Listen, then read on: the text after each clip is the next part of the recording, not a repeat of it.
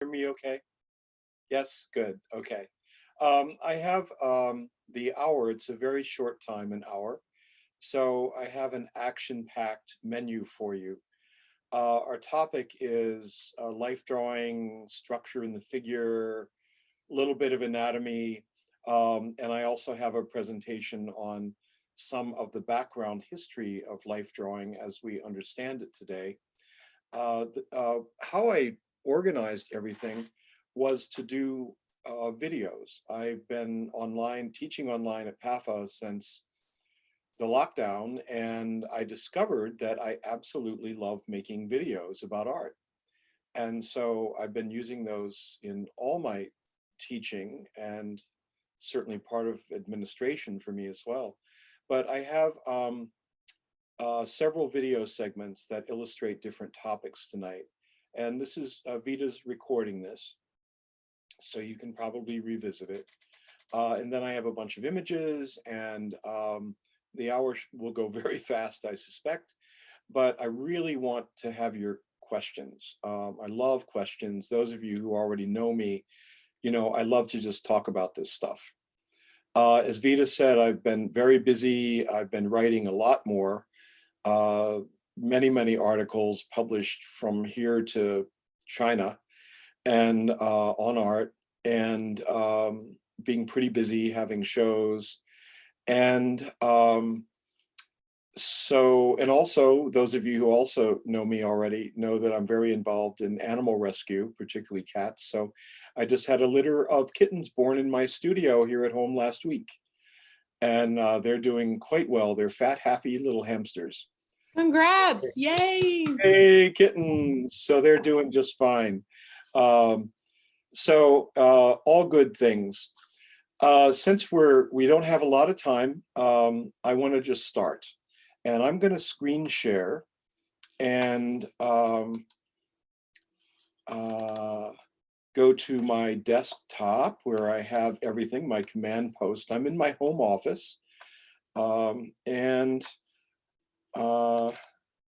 want to take a look at the history of where we are and what this is all about with life drawing. The history of it that we practice has, of course, ancient roots, prehistoric roots. And depending on your orientation in your work and your personal interests, there are several core or root forms, taproots that 20th century, 21st century drawing of the figure come from. And it derives from many cultures, and of course from Western culture as well. So I wanted to take a quick look at that because these few things that I want to show you have had enormous influence on contemporary artists. And ever since in the late 19th century, we start to find a very deep connection to cultures around the world and ethnographic museums appearing in the great cities. Matisse himself used to visit a very well-known ethnographic museum in Paris, and that's where he discovered African sculpture. And that's how he introduced Picasso to it, by buying a sculpture and giving it to Picasso. So who knew? This is how things evolve and turn into a wonderful, rich, and diverse heritage. This is a painting on a cave wall. This is organic clay iron oxide color. It's made from ground clay that is rich in iron, which then rusts. And it's a little more brownish than this looks, but this is the basic color. And so that was used as some of the very first paints for the very first drawings on cave walls, cliff faces, and then much later traveled to pottery, and on it goes. But color discussion is a whole other thing. I'd be happy to do a night on color, which I think might be kind of fun. The transition of drawing into the Neolithic era followed pretty much the same path of using organic materials for drawing, but we find from the Egyptian era and from the ancient Near East, the long tradition of line drawing and figures being presented in a more, I would say, stylized manner, a more ideal manner, rather than absolute naturalism, though that did occur in Egyptian art. But very often you find the figures, which also means the paintings, done in a very idealistic manner, figures being representing different classes and different genders and different approaches to the station in life. And so that tradition is still extant today in the world. It's a very common form of drawing where human figures are represented in very idealistic ways and symbolic ways. And I'm going to move fast, be thinking of your questions. By the time we get to the 6th, 7th century BC in ancient Greece, we find Greek culture developing a visual language that a couple of centuries later, in what we call the classical era, will become a great watershed for Western culture for the next 2,000 years or more. And the idealized forms of the flat forms, which are very much like those that you might see in Egypt or you might see in the islands of Greece. They're flat, they're stylized, they're idealistic to some degree, and they're definitely done with line. You start to find them evolving fairly quickly by the 500s BC, going from this kind of static form, and I'm using a sculpture because it's a very good way to describe the concept of line, contour, silhouette, and flat form, essentially, that is highly idealistic. This moves very quickly to something that is referred to as the Greek miracle. This is the Critios boy. We're not sure who made him. He originally had colored eyes made out of paste. He was probably painted fully in color. And he's the first figure that is well documented in Greek culture that is fully naturalistic anatomically and spatially. He's moving in what we call Contrapposto. He probably had his arms extended in some way. His weight is on one hip, his head's turning in opposition to his hips. And so compared to the earlier flatter forms, you'll see there's an enormous difference. And this new development, again called the Greek miracle of form, is going to be a watershed for Western art up until the end of the 19th century. Whether it's more classical, whether it's more emotional and coloristic, whether it's Rubens or whether it's Poussin, you're going to find this figure having an enormous influence. As we go on, we find other influences coming into Europe. And by the end of the 19th century, we find magnificent artwork from other cultures. This is a Benin sculpture, it's bronze from ancient Nigeria. And I am thinking of the modernist drawers who are like Brancusi, the sculptor, who are looking at these gorgeous forms and thinking about the purity of form and the simplicity of form and about pattern and design in drawing and painting and sculpture. These artworks that appear around the world in many, many cultures are often highly symbolic rather than naturalistic. This one from the South Pacific is very interesting in that it has elongated and stylized forms that are very abstract according to what we think of as abstract, that is simple elemental forms that are descriptive of something, but not descriptive of something realistic. And it's these kinds of objects that then also entered into the canon of drawing, certainly by 1910 in France and in Germany, and then that spread to England and America. And we see that in early modernist art. A good example would be Picasso. The arts of Asia are another core influence. And from early on in the 19th century, much earlier than Degas and his interest in Japanese prints, we find the art of Asia being of great interest to contemporary artists. And this beautiful Sumi brush drawing from Japan is a good example of that. And I myself love to do figure drawings with brush and ink. And so this root, taproot, one of the many roots of Western art and Western drawing, began to be very, very popular during the Impressionist era and in the early modern, the Fauvist era, and through the expressionistic forms of painting and drawing and sculpture. Al, Yeah. question, what is contrapposto? Contrapposto means opposition of form. And I should take a moment just to answer questions. I bet you all have questions right now. Contrapposto means opposition of form. Imagine physically you're standing at attention, straight up, and then you relax and you shift your weight to one hip and you turn a little bit, and maybe one arm goes forward, one arm goes back a little bit. You are moving in contrapposto. You're moving in counterpoise, counterbalance. And each of our forms are moving in this balanced oppositional manner. In painting and drawing and sculpture, what that means is a drawing will show those oppositions, and the idea of contrapposto became extremely popular because it spoke to not only naturalism, but grace and beauty.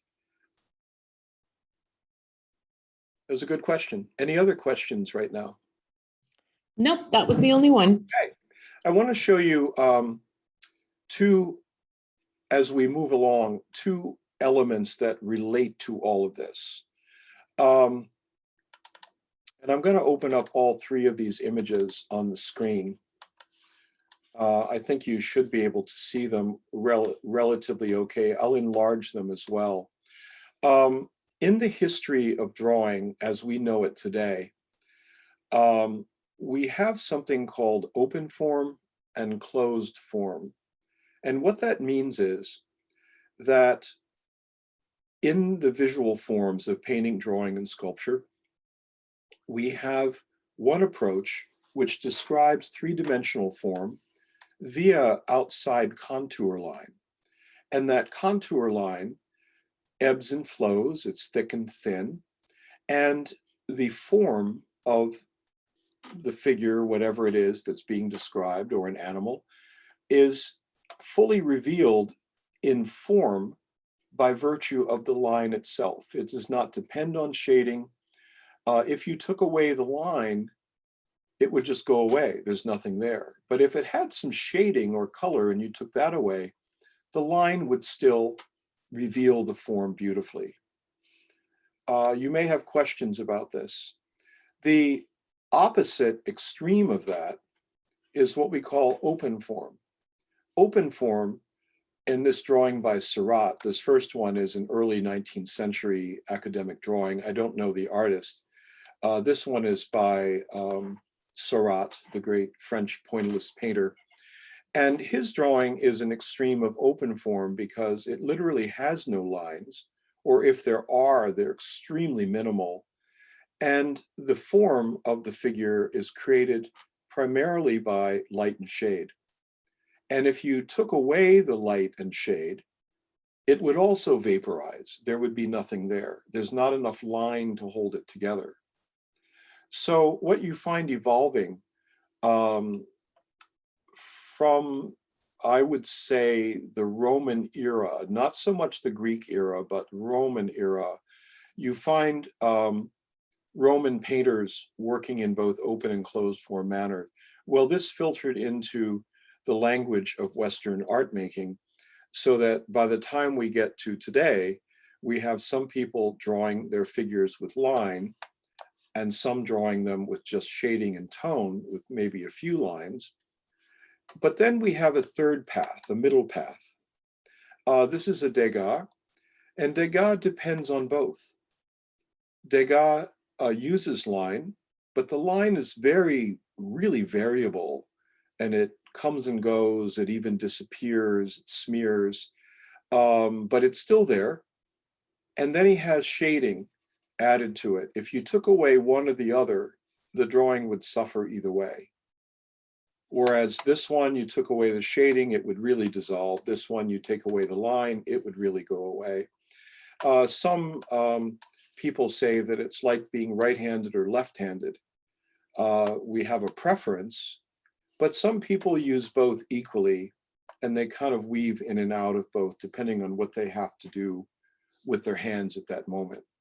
Does that make sense as a concept? You'll find it all through the visual arts in the West, in painting and drawing and sculpture, in photography, and other forms, even in digital work, that these two forms are considered. The reason I bring that all up is because as we look at the history of drawing, figure drawing, we see those forms coming into play. This is a very famous drawing. It's considered to be the most important drawing in the United States by Michelangelo, his study for the Libyan Sibyl. Take note of this, and you might want to look it up, because a funny story, at least it's funny to me, is that as a freshman student at PAFA, I learned how to do foreshortening because of this toe. The toe is completely in foreshortening. And by analyzing it, I realized that it was a recessive series of forms that then also had a depth of field because of sharper, darker, clearer coming forward, less clear going back. So you might want to look up this drawing and analyze that toe. And it was amazing to me that that's how I learned it, when no teacher was really teaching it. This is Luca Cambiaso. Life drawing often can become quite analytical. This is from the 16th century. And the idea of using a model to draw everything from was really various. Many of the great artists that we think of from that period, 1400s, 1500s, did not necessarily use models in the way we think of it today. They would do idealized drawings, they would do analytical drawings, they might base a figure, like say the Madonna, on someone they knew, but it was more about the conventions of the image, but with the use of contrapposto, three-dimensional form, as derived from the Greeks, the classical Greeks. As we move along, you'll see. Al, just a Yes, quick question please. before we move on too far away. What is the name of the drawing, Michelangelo's drawing with the amazing toe? That is a study for the Libyan Sibyl. Sybil? Sibyl. Libyan, Libyan, and Sibyl, Sybil. And it's a very famous drawing. If you just Google Michelangelo drawing for the Libyan Sibyl, you'll get 1 million images. And take particular note of that toe, because if you're struggling to learn foreshortening, that one is a good one to study. And just graph it out with tracing paper and you'll see what I mean. This figure is a good example of the classical Greek traditions. And here's another example of contrapposto, just to clarify that point. Everything is in opposition, which it is in the body anyway. We don't have time to talk about anatomy, medical anatomy much, but all forms in the body, all joints, all directions of bones and muscles are in opposition to each other. It's art that makes it static or flat or unmoving. It's not the body itself. It depends on how human beings are describing the body that makes it so. This is another wonderful Degas, again, a mixture of open and closed form. A Toulouse-Lautrec. Toulouse-Lautrec is primarily a line drawer, a closed form artist. But what he does with it, he makes his line fairly organic. The Impressionists were not all open and soft and atmospheric. Some of them actually were more coming out of the classical traditions in terms of their drawing and their color, as opposed to what we actually think sometimes. Egon Schiele, taking us up to the 20th century with his abstracted forms, his, again, line drawing, and the forms becoming stylized and elongated. Some scholars have said that the 20th century was similar to those pre-classical Greek periods or Egyptian periods or the Byzantine period in the late Roman Empire in terms of its preferencing abstract forms rather than naturalistic forms, which is interesting to see how the pendulum swings in Western art history.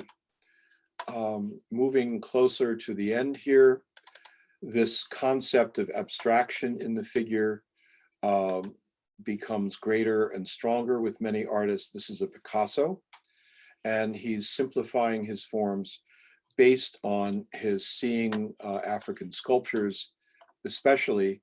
And also at the end of World War II, he was taken to the caves at Lascaux, and he was amazed by the paintings on the walls, and it really, really changed and influenced his painting style and approach. Again, as we move on, we look at different styles and approaches. This is a figure drawing by Hans Hofmann, a great German expressionist abstract painter who lived in Munich, but eventually came to America during the war, having fled the Nazis. And his semi-abstract figure drawings that he used to, he did himself, but he also used them as teaching tools, were pretty wonderful. And I think have a certain resonance for today. Many styles of drawing, highly refined, highly naturalistic. This is a contemporary figure. This is a drawing that's primarily open form by an artist named Njideka Akunili Crosby, who was a PAFA alum. I had her in a number of classes, and I'm very proud of her that she has a great successful career as a painter, and so forth. So we start to see right up to the present, including I'm sorry for the quality of this image. This is a very expressionistic ink and wash and charcoal drawing by a contemporary Irish painter named Hughie O'Donoghue. And his work, I think, is pretty amazing. It's figurative, but it's very mysterious and abstract. And I'll end with just two of mine. This is one of my pastels.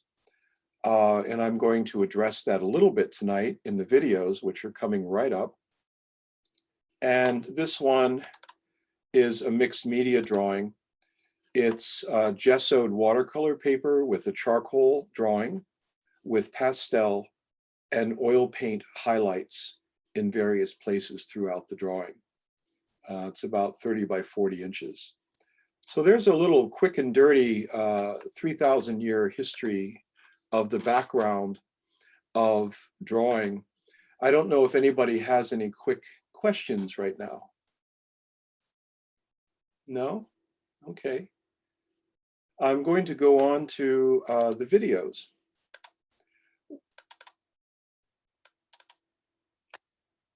Okay. I just want to say that 3,000-year history was amazing. Well, thank you very much. Thank you. I teach a lot of art history and I dearly love it. It's really, really fun stuff. And especially from a painter's point of view. What I made for you are a number of videos, and I hope we get through all of them. I'm going to rotate right. And these videos address basic core concerns in life drawing. So I'm just going to start them. Each one is about maybe 20 minutes. We'll see if we do get to all of them. But here is the first one. Hello, everyone. This is Gury. I'd like to take some time to talk about with you the structures that will hopefully improve your skills, your understanding of the figure, the structural elements, the basic things that can be edited, corrected as you're drawing, and just, improve and add to your foundation knowledge.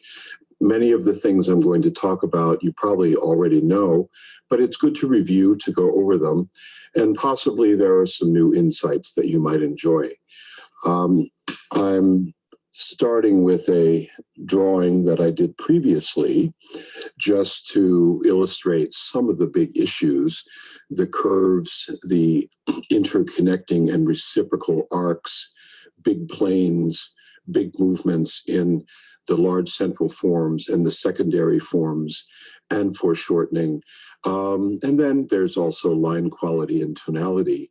What I'd like to do in this session is to talk a little bit about the two really important things. One of them is proportion. Proportion is essential when drawing the life figure. And there's some really simple ways to get it right.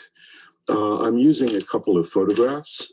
This is a photograph I printed out from Croquis Cafe, which is a great source, and there are others which I can list for you. And I also have a very beautiful Thomas Eakins figure. This is from his painting, William Rush Carving the Allegory of the Schuylkill. So I thought I would use these two as the prompt for discussing these issues. Proportion in the figure, in a general sense, we look at a couple of big things. One is the halfway point between top and bottom.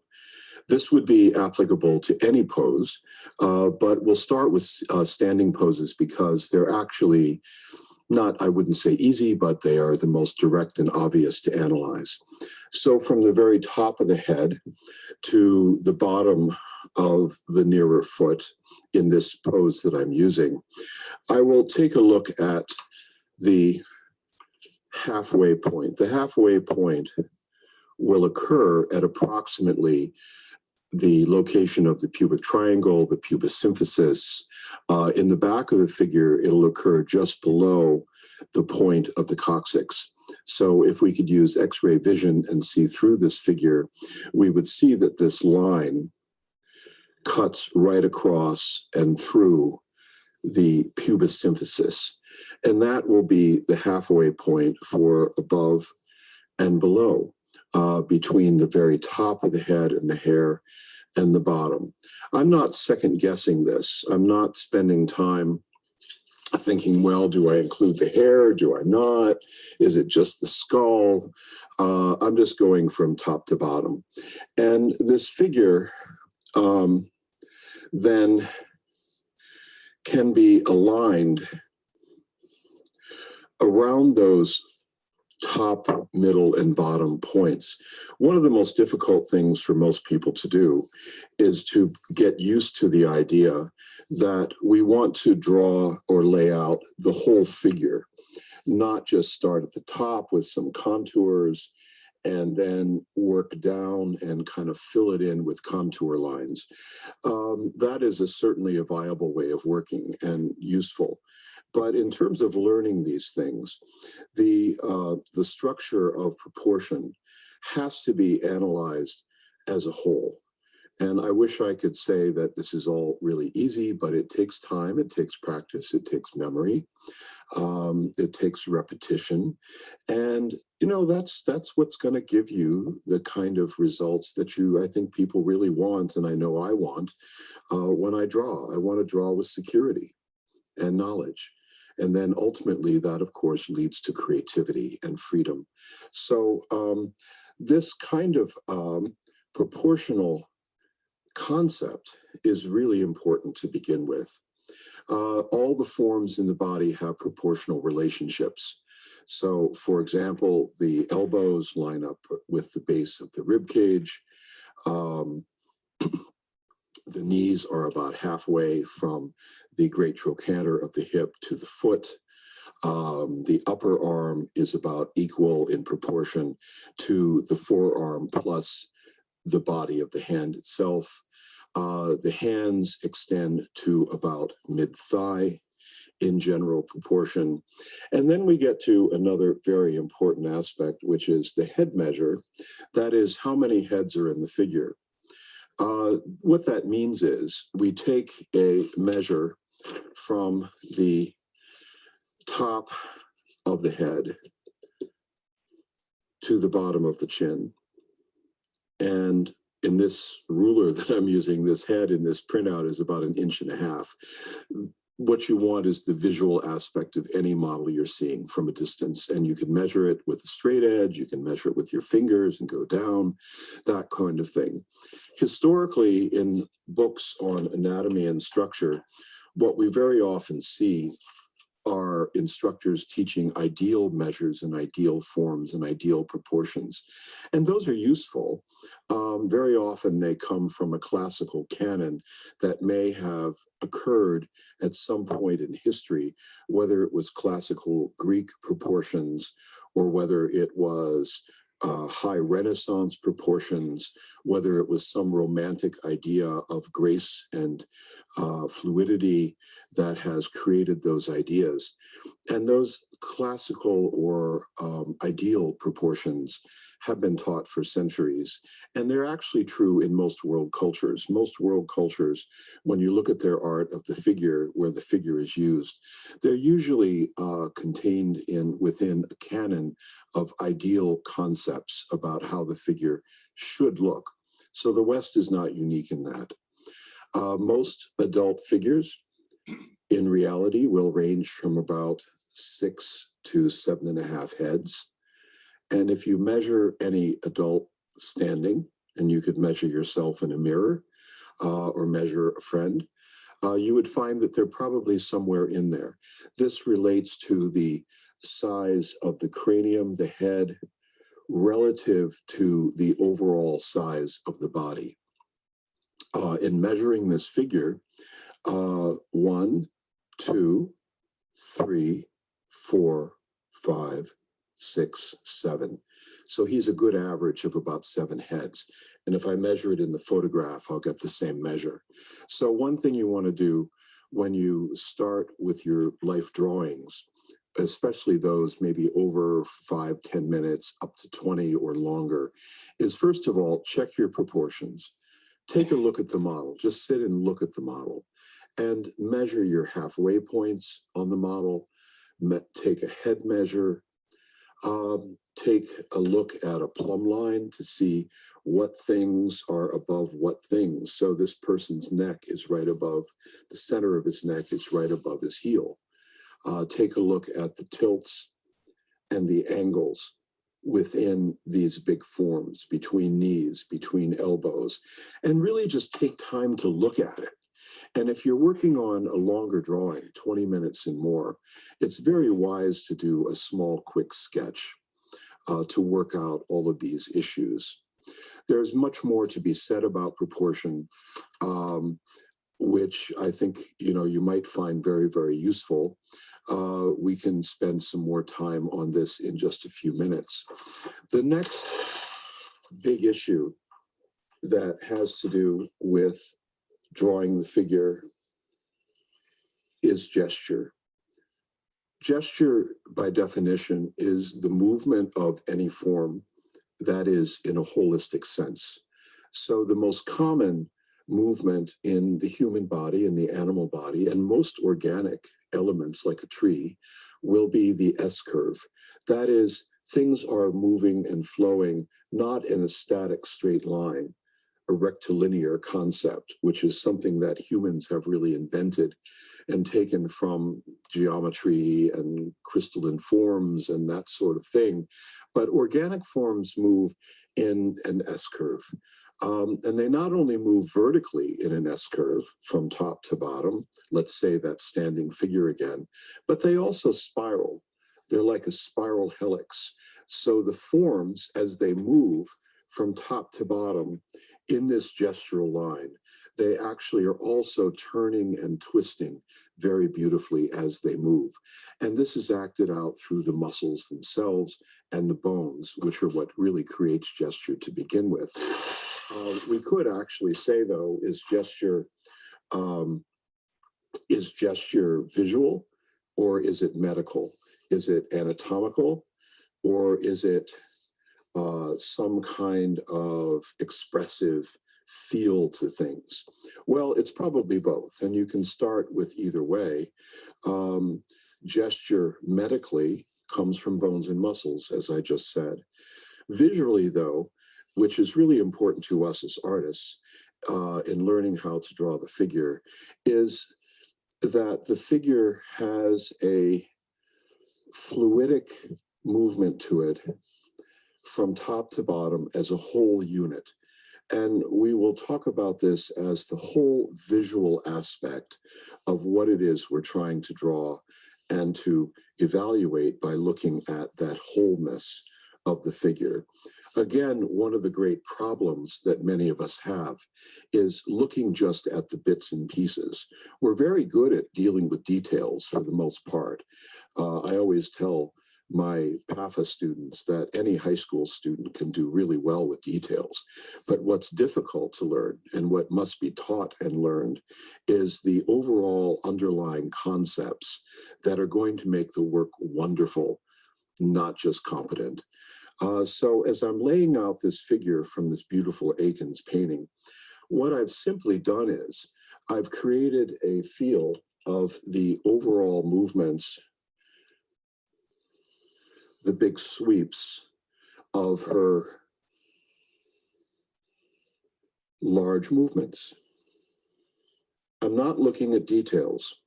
I'm looking at the big elements, the big tilts. For example, that her rib cage goes this way and the legs continue on this way, and this one moves this way, and these arms move up and over and around in a beautiful S-curve, and the head lilts forward, and the feet move on diagonals on the floor.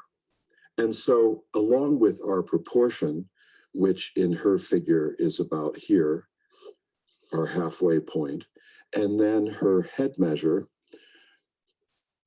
1, 2, 3, 4, 5, 6, a little bit smaller. And that depends on, again, what I said earlier, the head size to overall body size. Larger the cranium, the shorter the head measure. Smaller the cranium, the longer the head measure. And so we'll see those variations. But again, that's in counterpoint to the classical canons or ideals.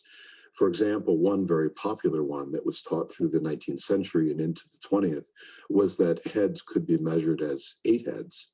But that comes from the High Renaissance, the elongation of figures for graceful purposes. But that's not necessarily medically so. But the idea of gesture comes from the overall movement of the figure as seen as a whole, as seen as its fluidity, and then also, again, balanced against those center lines, those proportions and measures, and how far they flow out from them and away from them and back towards them and in and out and through the figure. The idea of the Cropiece sketch is something that has to be addressed and is part of art history. Cropiece meaning the quick gestural sketches.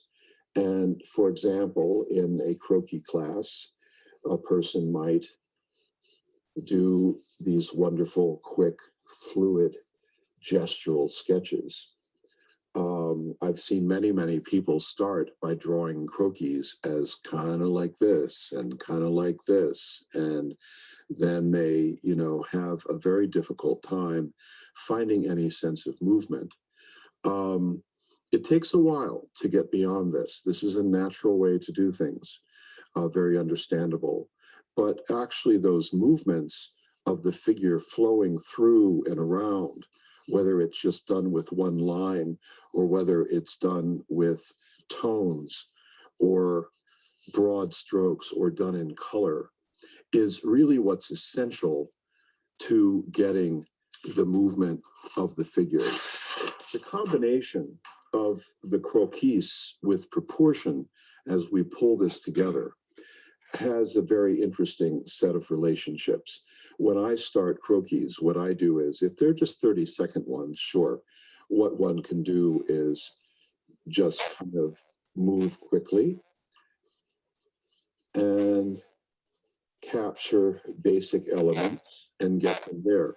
But if I have a few more minutes, what's really useful to do is do that quick top, bottom, and halfway, and then build your croquis around, starting with the pelvis in the middle. And there's my halfway point, my pubesynthesis. And then build the rest of the figure from top to bottom around that halfway point. And then if you have more time, of course, you can begin working on the greater complexity of gestural lines and movements. And that's where we get into some of the basic elements of understanding smaller forms. And I'll talk about those in just a moment.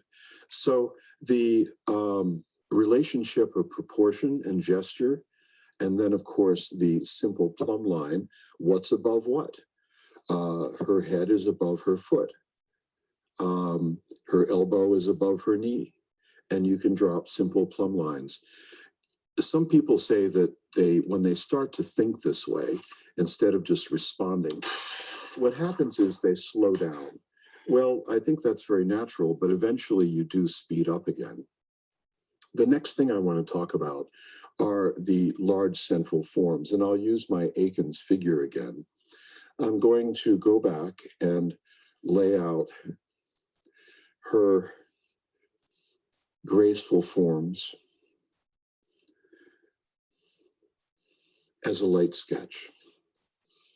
I'm not going to put in any detail. And just get things kind of there as a gesture. Now, I've done this with line.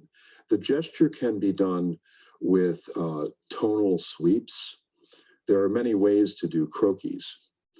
They can be done this way. I'll get that more into the screen in just a moment.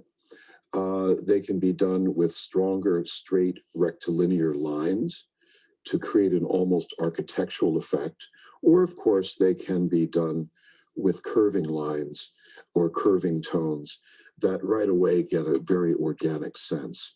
But whichever way that you do them, and I'll do some more of these to clarify that idea, they provide the basis for the large central forms, the rib cage and the pelvis and the head. And these, again, are identified as the core forms that are the largest masses along the gestural and proportional lines. And I can describe those with large planes. A plane is described as any place a curve really changes direction. So here at the hip, where that curve changes direction, I can make one plane, two planes. I can make another plane for the lower leg. For the rib cage, the outside margins. So the planes initially describe these outside turning points. They give a greater sculptural sense to the figure. And those large central forms of the head, rib cage, and pelvis on the gestural line of the figure, and their big tilts, their big turns, their outside planes, these things can all create initially, even in a very unfinished figure drawing, a great sense of form and structure. One of the best exercises to do is to simply do a variety of croquis, whether you do it with lines, curving lines like this, with large forms moving in different directions, or whether you do it in a more rectilinear manner with line, which is another useful way to do it. That's a form of drawing that is often seen, was often seen in the Bauhaus school, for example, in Germany. Various European schools in the modernist era encouraged this kind of geometric rectilinear formation. We see the more curvilinear forms in the 18th and 19th century. And then we find a great variety of other forms. For example, a tonal massing of this figure with different weights of the hand to create the gesture and balance and proportion of the figure. So there's many varieties, and of course the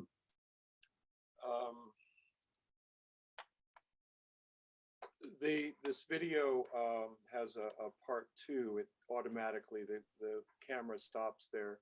There's a part two that follows. And then there are two other parts, but clearly we don't have enough time to get to all of them tonight.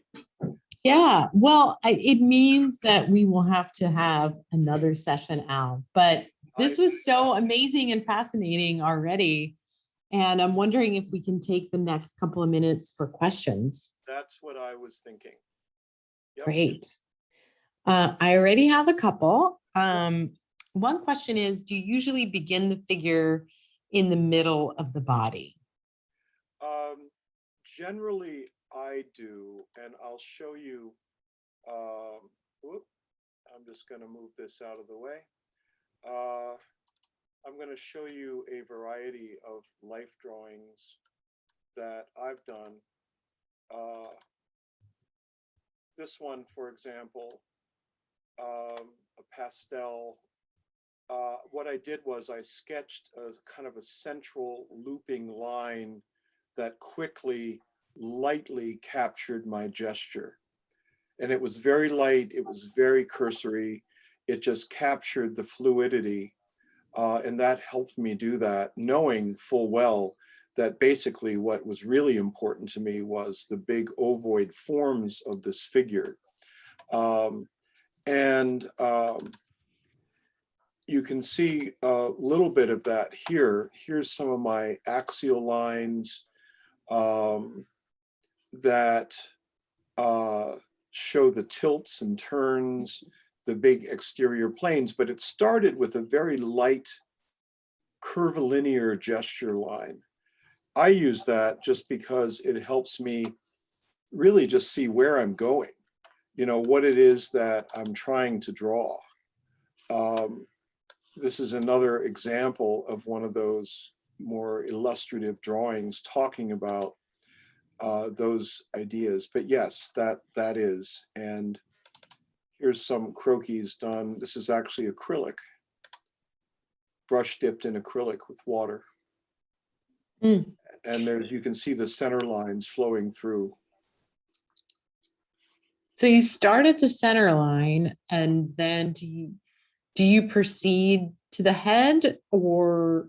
Yeah, I start from top to bottom, capture the whole fluid movement, getting the feel of the figure, but it's essential that it goes from top to bottom very quickly. Looping, here's 3 different types, and looping very, very quickly through the figure. And then I'll go back and describe the 3 large central forms, those big contrapposto elements of head, rib cage, and pelvis. And then gradually start to develop the shapes of the limbs. And then from there, develop any anatomy or details that's essential. So it's not that a person has to do that, but what it does do is that it helps very, very quickly establish the underlying elements of exactly what the figure is doing. And that way you will be able to not have a static drawing because your map that you've made is not static. Mhm. The more you do that, the more comfortable with it you get. Great. Sure. Thank you. Another question, your plumb lines are often at a slight angle rather than truly perpendicular. Is Oh, that part of perceiving gesture? well, you know what? As I was watching the film, I realized that as a right-handed person, I was slightly tilting my plumb lines. And so I apologize for that. No, the plumb line should be true vertical. The plumb line has to be true vertical, and for you to gauge exactly what's above. And in my drawings, I noticed they were slightly off. So when I make the next video, that's going to be corrected. That's great. Okay, makes sense now. So Yeah. some folks are asking about the recording. We will publish this recording on our YouTube Yeah. channel. And Al is planning some sort of class this coming summer. So look out for that. Perhaps we might have another chance to do a Fleischer from a distance. And that would be also really terrific. But Al, just such a wealth of knowledge. Each time I listen to your lectures, I'm just constantly learning something new and something wonderful and amazing. Thank you so much. My video went off. I just realized. Let me turn it back on. Oop. Yeah, something's up with my video. But in any case, you can hear me, right? Yes. Okay, good. Thanks again so much for being here tonight. It's really wonderful to see you. Thank you. Are there any last suggestions or pieces of advice for us? Yeah. No. Well, I'd love to be back with you and show you the other videos that I have as well. Yeah, let's plan for that. I'm going to reach out to you. I think that would be really Right. great. Do another Fleischer from a distance. We can That do would it be another one of wonderful. these evenings. Yeah. 'Cause Will I- this be available? Oh, I'm sorry. Will this I- be available on the Fleischer YouTube page? Yes, this will be available on the YouTube page. Thank you. And will that summer class that you referred to be at Fleischer? It will be online. Online. Yeah. Online through Fleischer. Great. Yeah. Sign me up. Well, thank you very much. It's a delight to be with you all. And for those old friends among you, it's good to see everyone again. And I am doing very well, thank God, fully vaccinated, and looking forward to life just blooming. Yeah. So thank you all. Thank you. Thanks so much, everyone, for being here. Al, so many thanks for being here with us at Fleischer. It's just so wonderful to have you back. We Thank all you. truly enjoyed it. Thank you very much. Good night, everyone. And otherwise, have a wonderful night, everyone, and come back next week for more. Thanks for joining us. Stay safe, everybody. Have a great night. Thank you. Thank you. Good night, Vita. Good night, everyone. Good night. Love it. Always do. Meeting.